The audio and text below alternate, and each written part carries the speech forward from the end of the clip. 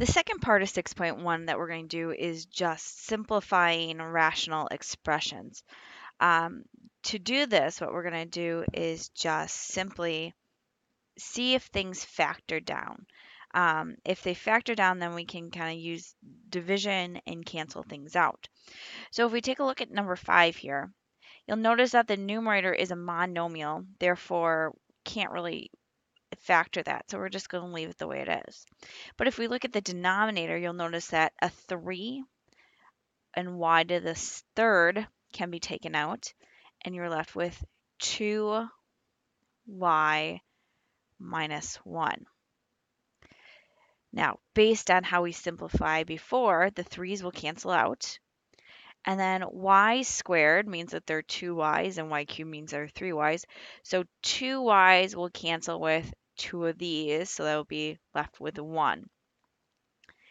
Therefore, this expression simplifies to 1 over y times the quantity 2y minus 1. I could redistribute, but you guys can leave it just in that form. That kind of allows us to make sure that we didn't forget to cancel anything or we can't reduce anything. We're going to do the same thing with number 6. We're going to factor the numerator and then factor the denominator and see if anything will cancel out. Now, one thing I want to make sure we understand is that even though we see x squared and x squared, one in the numerator, one in the denominator, they do not cancel out because these are separate terms and we can't cancel within terms. I can't do something like 2 plus 3 over 2 plus 7 and just cancel out the 7. 5 over 9 does not equal 3/7. So we can't cancel those add-ins like we might think we want to. So that's why we have to factor. Now, you can factor any method you would like to. If you want to factor by multiplying the ends, that's fine. And then regrouping, you can certainly do that.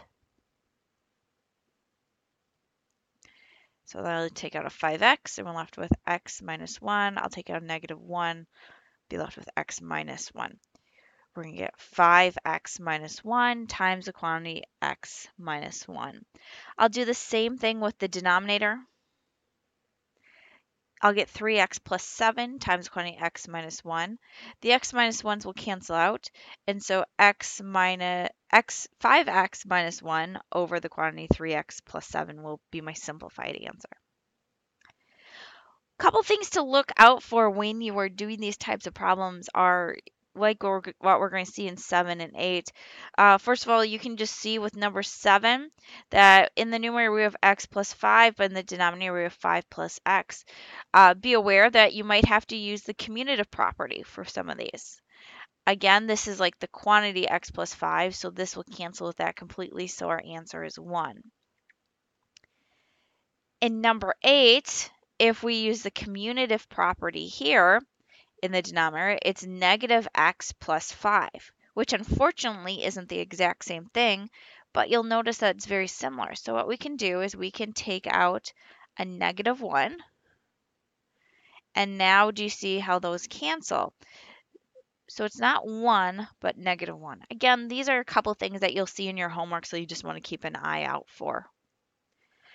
Go ahead and pause the video and work on number 9 and 10.